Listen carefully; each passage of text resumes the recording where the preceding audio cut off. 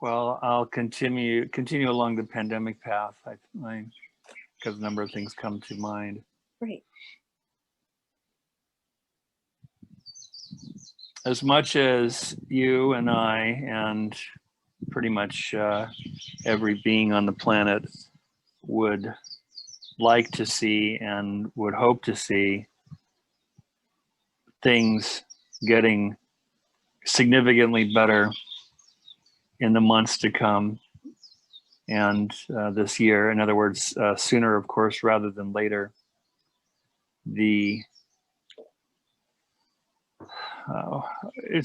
My take is that given the 7 going on 8 billion people on the planet, given the challenges ahead in terms of a distribution of vaccines, efficacious vaccines across the national boundaries across the globe for billions of people, and dealing with a substantial percentage of people who will not under any circumstances want to take the vaccine for whatever reasons. My take is that this pandemic is going to continue to be serious and quite impactful for us as Americans and for our fellow planetary travelers for not a period of months, but that the disruption to our lives will lessen over time, but it will be gradual, and that we're in for dealing with this pandemic for the next several years before we can expect or hope for a return to a greater normalcy, although it'll not be the same as it was pre-COVID. So I guess my question to you and them is, where do they see, in terms of a timeline? You spoke about prosperity returning to some degree in 6 months here, and I'd like to believe that's true, Julie, but I have my serious doubts about it. Where do you see? What do you see as the time? What do they see as the timeline in terms of COVID related stuff to be a significant impact and pain point in our collective lives? For how long? This is a great question, and when I was called to channel initially, when we heard about this and we were forced to shelter in place, at least in California, I can't remember how it was anywhere else.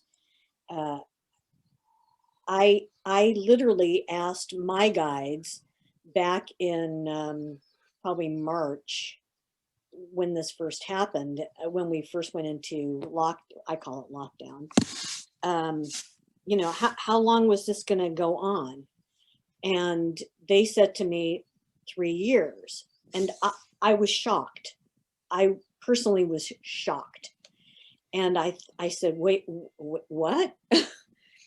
And so we want to give you a little bit of background to that. And you asked this question, I'm going to assume sometime last year. Correct. Beginning of last year, mid part of last year. Correct. Do you recall when?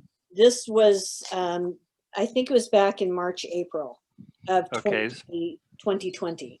So that would take us 3 years out. That would take us to sometime in 2023.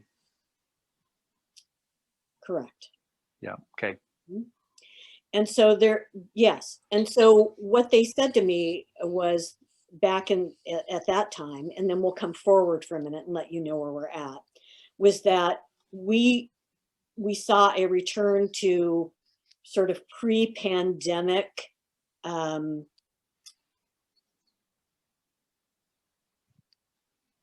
a pre-pandemic experience and picture. It would take 3 years to reach that level. Okay. So we pretty soon, coming up on March, as we as we became aware of it here in the United States, we are now entering really the second year. It's really, we've entered now year 2, because this was discovered back, we think, at the end of 2019. Right. And didn't make its way to be known here until probably the beginning of 2020. Hard to really say. It could have been here even before that. In any event, as we see, so let's take the first 6 months from now, all right, where we are in the first part of this year. You're going to see a lot of sort of immediate actions taken by your new president and that administration to bring some structure to how this pandemic is dealt with in the United States. We don't see that pandemic ebbing until probably sort of the end of summer of this year, where we feel like there'll be a brief sort of respite from it. And then once again, as we head into fall and winter of 2020, it will increase again. This particular virus and the many strains that it mutates into, it is so tenacious. It has been a long time since your planet has seen a tenacious virus on the planet. So we're going to say, in a way, you are correct. It is going to be, this virus will be with us for a long, for probably, we're not going to say forever, because forever is a very long time, but it will just be part of your experience as humans, much like the common cold. Okay. And influenza, which has been mutating over thousands of years, you know, it is a virus as well, and it is very much a part of the background fabric of our existence. Exactly, and we see that happening. However, to give you an example of a current virus that you brought under control, which was the HIV, they're saying to me retrovirus. That is now seems to be very well under control, and there are medications for that, and people can go on and live fairly normal and happy lives, long lives with that under control. And that's what we see sort of happening with this coronavirus, this COVID-19 virus, the COVID-19 virus. It is so tenacious. It is like this host has decided it's not the right host, or it's throwing us out of the body. So we're going to find another host to make ours. It is going to keep morphing and moving and mutating from human to human and strain to strain. And that is going to go on. Again, we're going to stick to our 3-year timeline. You're going to see this pretty well under control and to a manageable place within that 3-year timeline from last year.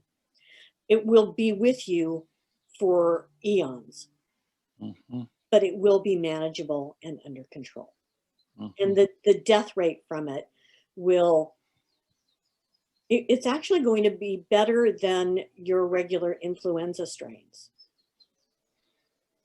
It will take time. Over time. Yes. You're actually seeing that morph now. It doesn't feel like it. It doesn't seem like it, but it will happen. Less people will die from this, and it will just be, oh, I've got the COVID-19 cold. We're using air quotes for that. It will become more everyday experience, and people will be able to move on from it.